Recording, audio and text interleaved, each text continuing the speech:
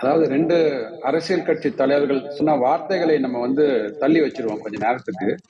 ஏன்னா அரசியல் கட்சி தலைவர்கள் பேசும்போது அதுல கொஞ்சம் அரசியல் சாயம் பூசி இருப்பாங்க.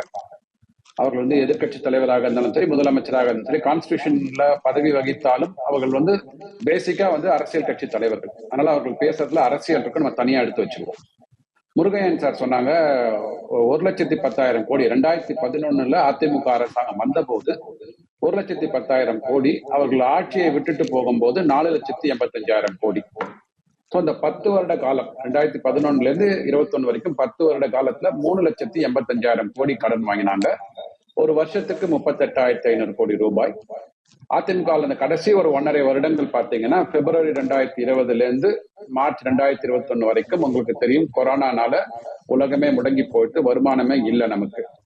சரி, அதை விட்டுடுங்க. இப்போ இந்த 10 ஆண்டுகள்ல அவர்கள் கட்டமைப்புகளுக்காக செலவு பண்ண தொகை பாத்தீங்கன்னா வருஷம் ஆன் ஆவரேஜ் 25,000 கோடியில இருந்து 30,000 கோடி கேபிட்டல் அவுட்லே நீங்க பட்ஜெட்ல எடுத்து பார்க்கலாம். அதாவது இன்ஃப்ராஸ்ட்ரக்சரை டெவலப் பண்றதுக்காக. 10 வருடங்கள்ல கிட்டத்தட்ட அவங்க 3 லட்சம் கோடிகள் இன்ஃப்ராஸ்ட்ரக்சர் டெவலப் பண்றதுக்காக இன்வெஸ்ட் பண்ணிருக்காங்க.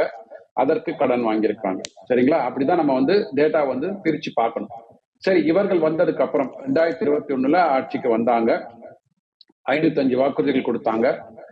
கடன்ல தமிழகத்தை தள்ளிவிட்டு போய்விட்டார்கள் சொன்னாங்க. நாங்க இன்னும் இருந்தாலும் நாங்க 505 வாக்குறுதிகள் கொடுத்திருக்கிறோம். மக்கள் இதெல்லாம் நிறைவேற்ற முடியுமா என்ற ஐயம் இருக்கும் அவர்களுக்கு. மக்கள் கவலைப்பட வேண்டாம். நாங்கள் ஊழலை கலைந்தெடுத்தும் வரி வருமானத்தை உயர்த்தியும் வருமானத்தை சீரமைத்தும் இந்த வாக்குறுதிகளை நிறைவேற்றிடுவோம், கடன் எல்லாம் அடைப்போம் அப்படின்னு சொல்லிட்டு வாக்குறுதிகளுக்கு கடைசியா ஒரு பத்தியில கொடுத்துட்டு போனாங்க. இப்போ அந்த 505 வாக்குறுதிகளை நிறைவேற்றிட்டேன்னு சொல்றாங்க.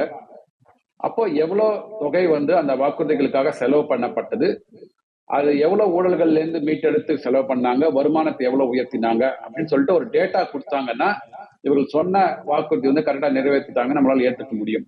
ஏன்னா இப்போ எதிர்கட்சியாக இருக்கும் போது அவர்கள் ஆளுவதற்கு வரும்போது ஆளுங்கட்சியாக மாறும்போது அவர்கள் கண்டிப்பாக வாக்குறுதிகள் கொடுப்பாங்க. இல்லைன்னா அது ஒரு கவர்ச்சிகரமான இருந்தாதான் மக்களுக்கு இன்னைக்கு கஷ்டப்படுறாங்க அப்படின்ற போது அவங்களுக்கு நீங்க ஒரு பிடிமானத்தை கொடுக்குறீங்கன்னா வாக்கு அளிப்பதற்கான வாய்ப்புகள் இருக்கு. நான் வாக்கு அளித்திருவாங்கன்னு சொல்லல, வாக்கு அளிப்பதற்கான வாய்ப்புகள் இருக்கு. ஆனா ஆளுகின்ற அரசாங்கத்துல இருக்கிற கட்சி அலட்சியமாக, முருகன் சார் சொல்ற வார்த்தை யூஸ் பண்ணணும்னு வச்சுக்கோங்களேன், அலட்சியமாக கஜானால இருக்கிற பணத்தை விரயம் செய்வதாக வாக்குறுதிகள் கொடுத்தா மக்கள் என்ன கேட்பாங்கன்னா, இது நாள் வரைக்கும் நீங்க 5 வருஷம் நீங்க தானே சார் இருந்தீங்க, கோடை எல்லா வருஷம் தானே வருது, ஏன் போன 4 வருஷம் கோடை வரல, இந்த வருஷம் மட்டும் கோடை வருது?